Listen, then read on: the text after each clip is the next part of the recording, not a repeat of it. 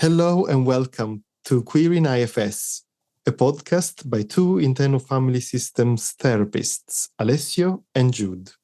I'm Alessio Rizzo. I'm an IFS therapist, a clinical consultant for IFS, I'm a trainer and a blogger. And with me we have Jude. Would you like to introduce yourself? Thanks, Alessio. Hello, I'm Jude. I'm a Level 3 certified IFS therapist and approved clinical consultant and occasional trainer. And in this podcast, we explore themes and issues connected with gender, sexuality, and neurodiversity through queer and queering lenses. Hello, Jude. Hey, Alessio. Nice to see you today. Yeah, good to see you too. So excited we're going to talk about access fatigue today. Yeah, this is one that's been on both of our lists since we did the conference, I think, since 2024. Wow. Has it been 2 years? Yeah. Gosh. Oh, but in case someone is listening to us for the first time, shall we introduce ourselves? Yeah. Why not? Okay.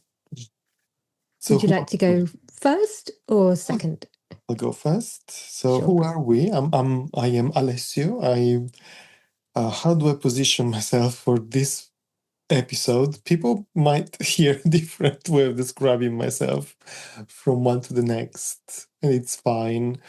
I think today maybe it's about kind of queerness, identifying as queer, and also neurodivergent. Using pronouns he, they, and really embodying and expressing visible and invisible diversity, which then has an impact on access fatigue.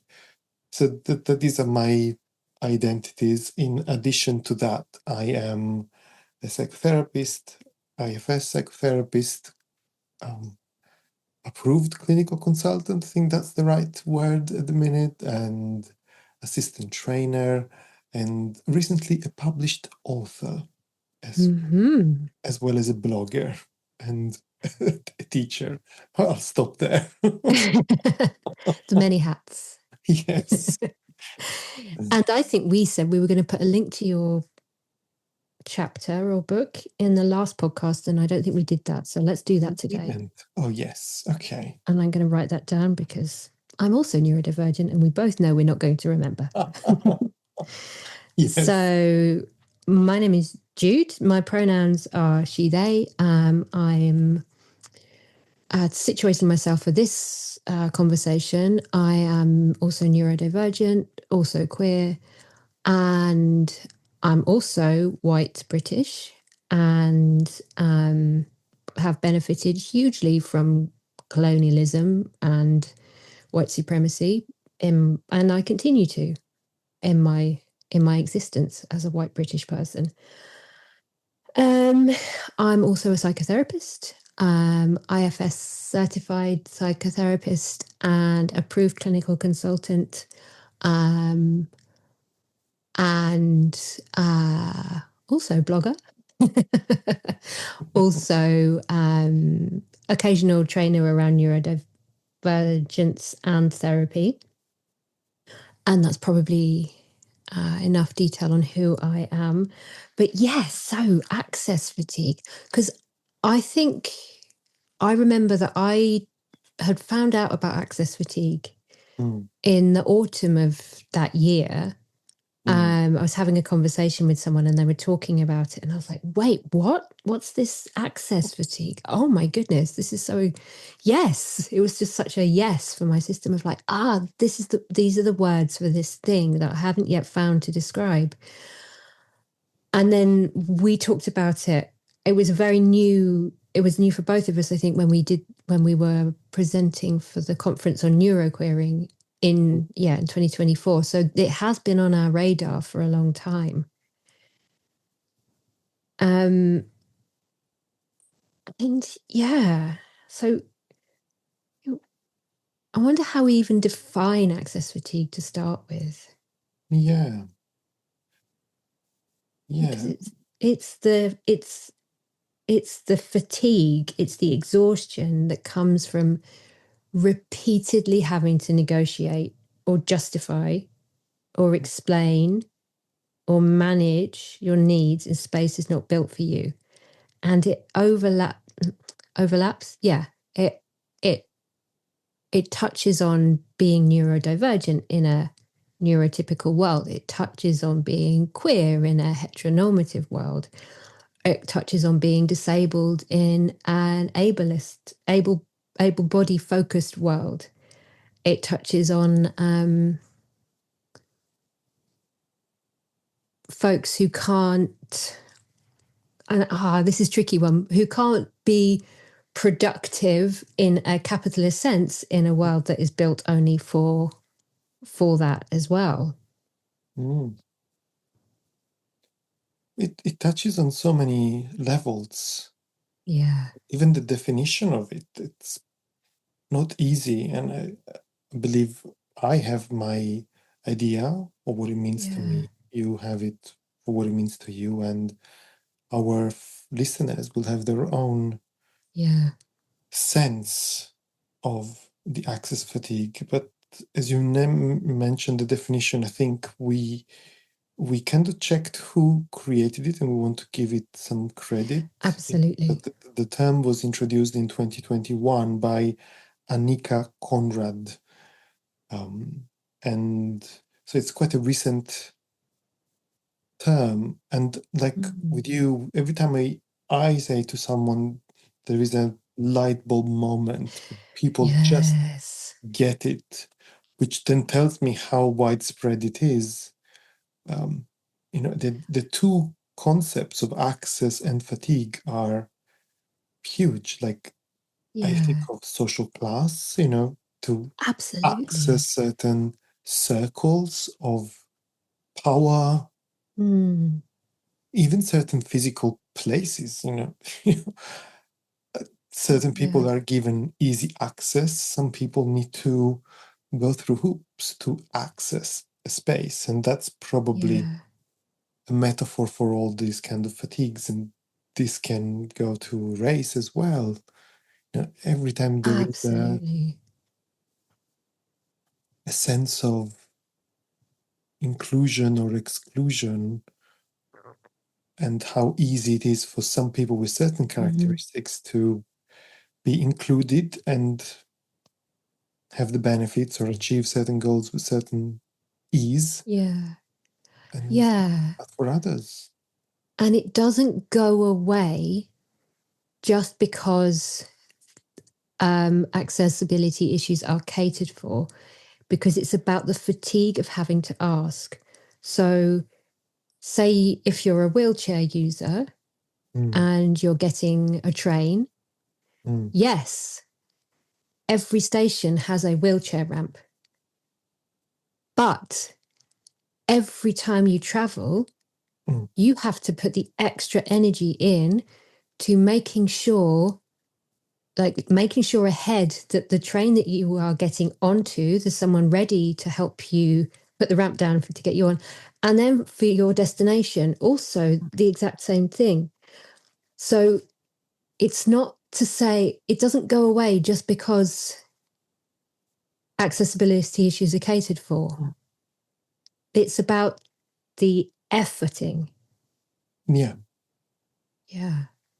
And in what you say, I already feel or detect a sense of privilege in the fact that you're familiar with the British railway system, that by default you can consider that there is a ramp. I believe so. Yeah. And I'm able-bodied, so I this is what I've seen, but I might be wrong. In Italy, I wouldn't even trust that there is, for example, because governments and laws have an impact here. Yes. So the level of access fatigue can be immensely different from in a country where, at least by law, certain accommodations are expected. So you need to check just whether they functional or not. Whereas in other parts of the world, you might need to check if they exist or not. Right. Yeah. And here we are with how, and these things, the multiplications of marginalization are also, I imagine, I'm thinking this out loud, multiplications of access fatigue. So depending on where you are, who you are, what color your skin is, what social class you are,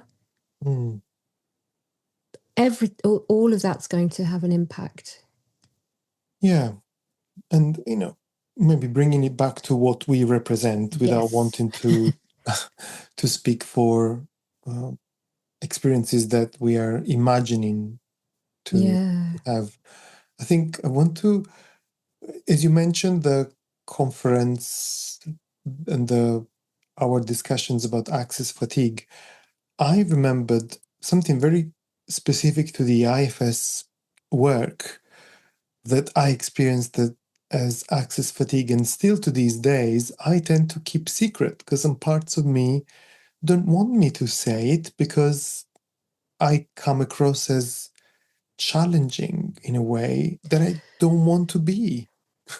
Right. I'm And so saying, that's what happens, the yeah, interpretation of yeah, the request. Sorry, yeah. Thank you. No, I'm no, say interrupting. more, say more, say more. Well, no, because this is the risk. So it's not, so I was just saying about the effort, right? So there is always effort, which doesn't go away just because of needs being catered for. But there's also the risk. So every time, and we can think about this from a parts perspective, every time I have to ask to get my needs met,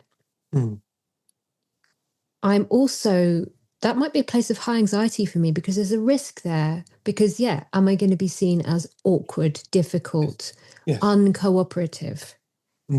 Because often asking for accessibility needs requires someone else also to make some effort.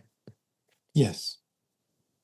And this can go many ways, like even unfit for certain positions or jobs of responsibility because all of a sudden you are the one who speaks.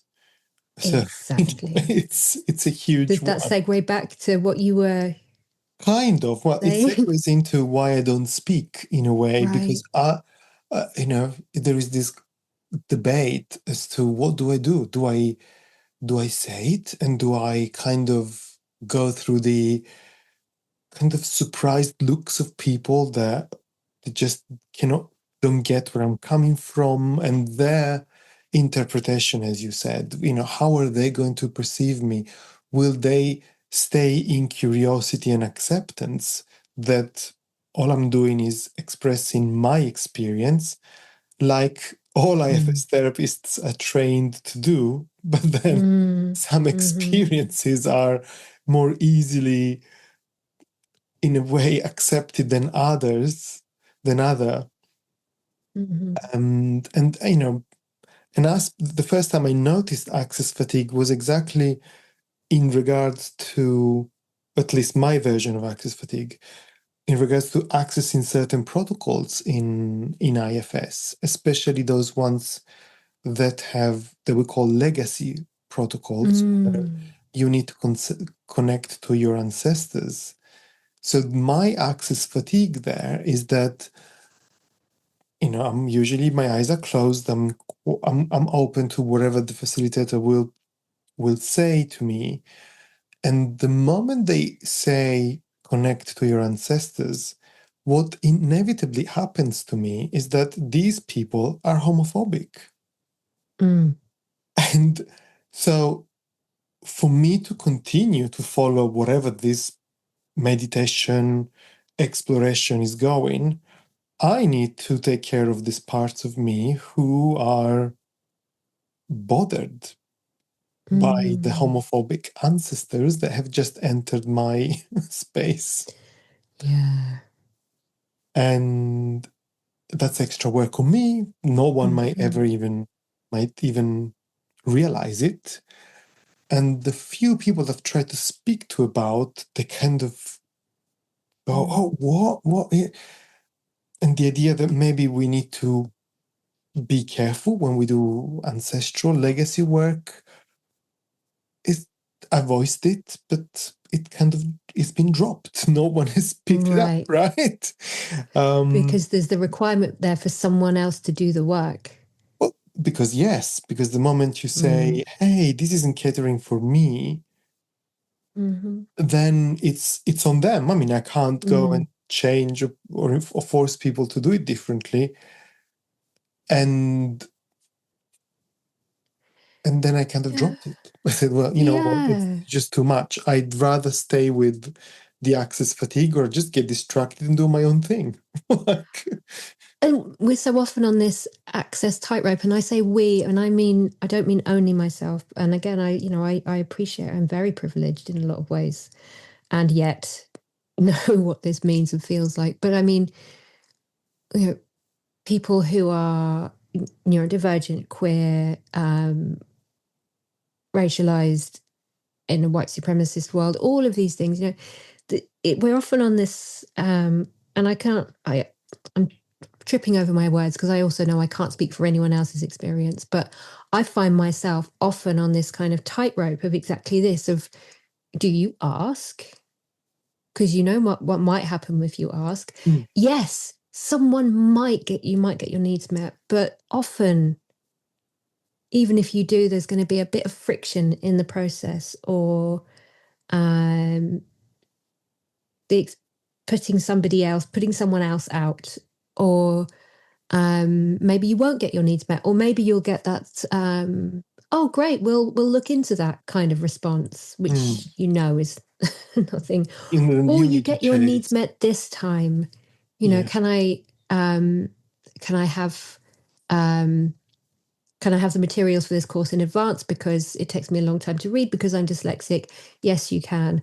And then the next time you don't get them and you say, hey, still the same thing. Still the Can I? same. Yeah, still the same problem. So there's all of this stuff if you ask.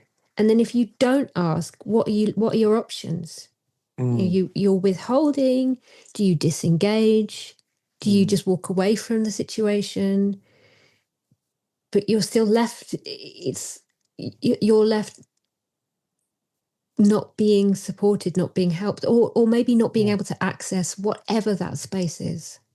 Yeah. And the burden is on you. And the burden is To on you. request it, to chase it, to remind. And if you multiply that for all the spaces that Yeah. you want to access, Yeah. then it's a lot. And then Absolutely. and then we are surprised by the statistics that say the minorities are more stressed. Well, of course we are. Right. Do you really Right. need research data? I mean, so there's Yeah. parts of me that sometimes go, well, okay, you've done a study, you Yeah. found that, but if you had asked me, I could have told you for free. Yeah. And I guess the populations that we work with as well, it's like, well, duh. Yeah.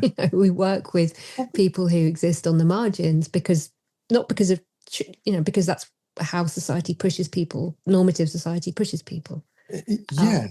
Yeah. And I like that duh because it's so Yeah. it's so always present that you don't even realize that it's there because it is normal in a way. And I think Yeah. that is a big part of maybe my hope, and I want to say our hope Yeah. with this episode, to Yes. give this concept, to start seeing it, because I could only see it after I kind of heard it and I could label an experience that I was having. It started with legacy work, and then I find it in many other places. But that also has a positive ripple effect in the sense that when I am in a position of power and of leadership, I can make a note of these needs because people generally tell the organizations there is a form or a piece of paper or somewhere where you disclose these diversities. And I have experienced the enormous difference it makes when someone goes, "Oh, yeah, you said that, and I thought this could be helpful for you." Yeah.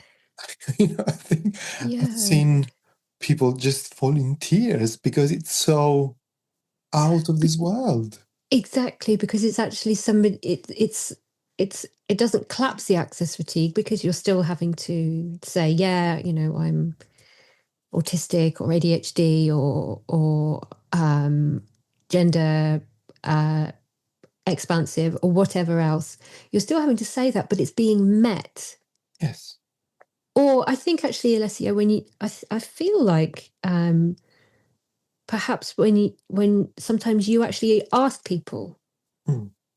rather than it just being a form filling exercise. I think So you've done that right as a on training courses. I have actually, yes. So that makes and the difference that makes. So come towards people and say, is there anything that Yeah. you need us to know to make you Yeah. feel safe That was also, or again, supported? surprisingly, because for me it was maybe one of my first experiences in leadership. Yeah, So I was just doing my Alessio thing, and I thought, oh, right, let me ask my, the people I'll be in charge of coordinating.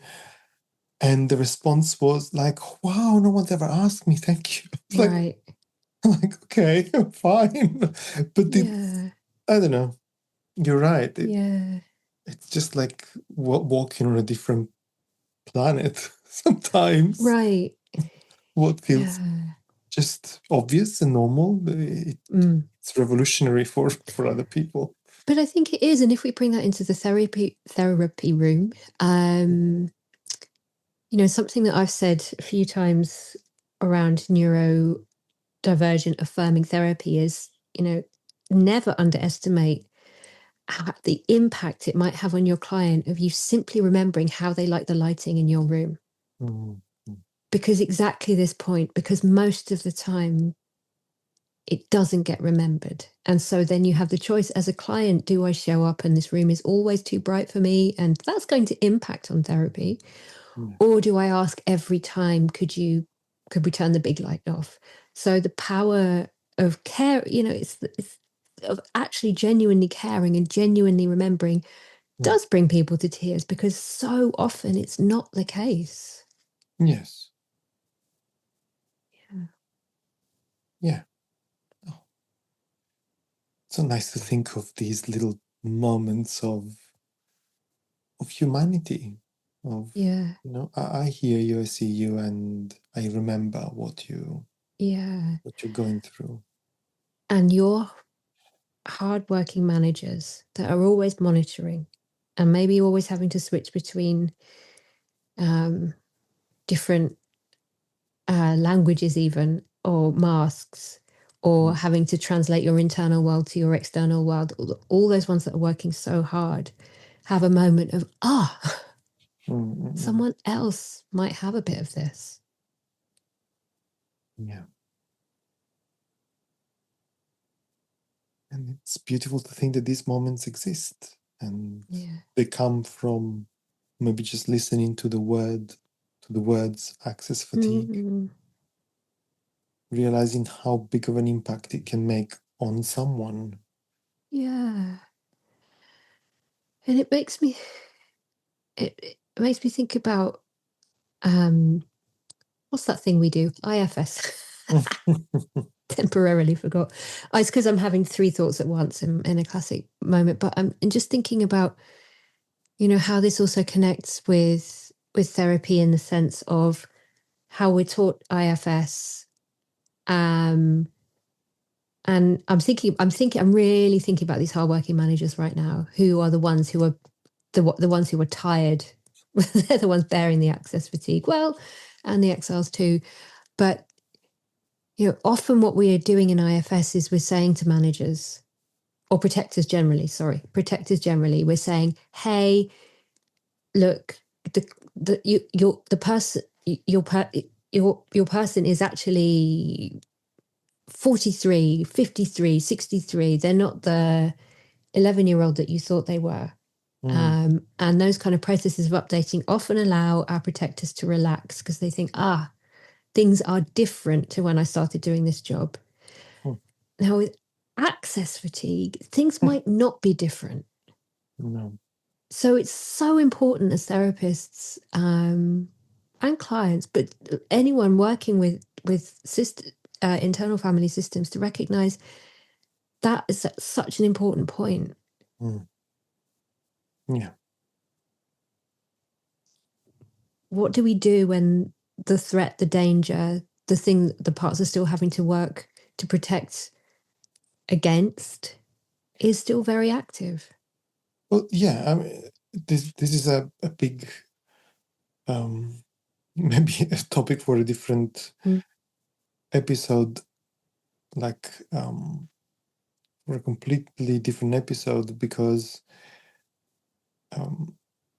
even if these managers need to be witnessed somehow and acknowledged for all that they have done throughout life to manage something that's called access fatigue, that maybe just now is getting recognized. So the whole thing about validating what protectors do can only happen if we see what they are doing. And also the whole idea of unburdening a system and then the outside world continuously proposing the same experiences that have created the burden, which is what you're describing. Because, yeah, maybe from 11 to 65, there are more resources in the system, and the world out there is still not aware of what it means to be neurodivergent, autistic, and go through life. Yeah, absolutely. And I think it could be a podcast on its own, and it also connects with, I feel like it connects with all of the work that we're doing here in this queering IFS space, because this is, this is the reality of being divergent in some way. Yes. According to social norms. Yes. Yeah. And how they filter through into IFS. Yeah. Yeah. So it's like having the so therapy is not neutral. No.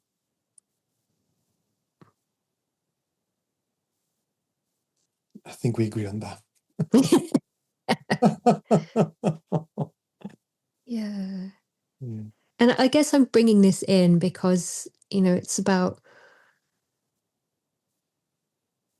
I think it's because we're queering IFS, and because we're talking about access fatigue, and because this is relevant both to people who are seeking therapy and to therapists, because that neutrality, that non-neutrality of therapy is a lifetime's work, I think, for therapists as well.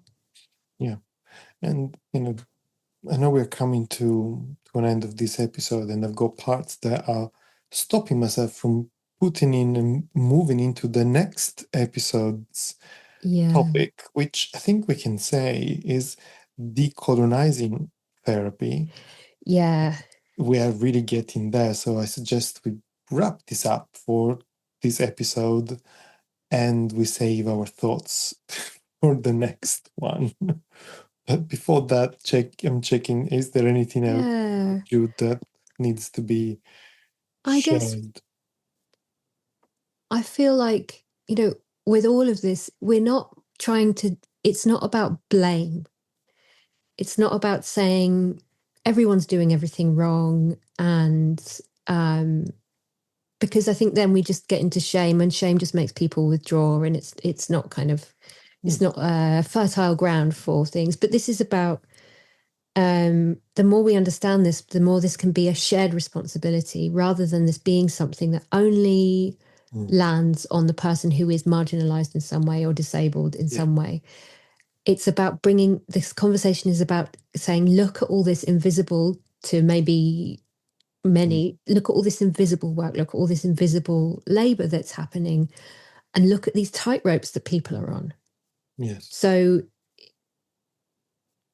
and let's respect that and understand that. So it's not, I feel like that's important to say, that it's not about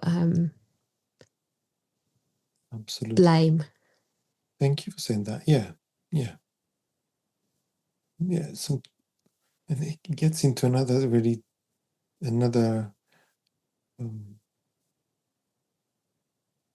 how would I describe it, like fine line between the importance of stating intentions and is there a need to state them. And again, if we were in a neutral, even ground, maybe there wasn't. But we go back to the first point. Sometimes just to state one's own experience can be perceived as challenging and blaming. Yeah. We can't control that, and I respect however people receive my message, our message, the podcast. And because it's so common that people feel blamed, this just because I'm talking about my experience, I think, and I want to say that I value what you just said, Jude, that to state the intention that this isn't to point the finger at something or someone. It's more about information, giving voice, giving exposure to those who want to learn more and see more. Yeah. If they feel blamed, then I'm sad about that. Yeah. Yeah, and I guess there's also a final little point on there that is, if this is an activating conversation for you, maybe do a little U-turn. Yes. See why. See who's kind of active in there, and maybe that's the learning as well. Yeah. Yeah. Oh, beautiful. Shall we? Okay. Yeah. So thank you so much for listening or watching. We have been Jude and Alessio. Yes. And you'll find our contact details in the description. And we'll put the link to the book Alessio's chapter is in. Yes. And we'll link to Annika Conrad's article on access fatigue as well. Yes. And as we're talking about links, I think we're working on creating a way, maybe a mailing list or something for whoever enjoys these videos or podcasts to be more involved, maybe to know our next ventures.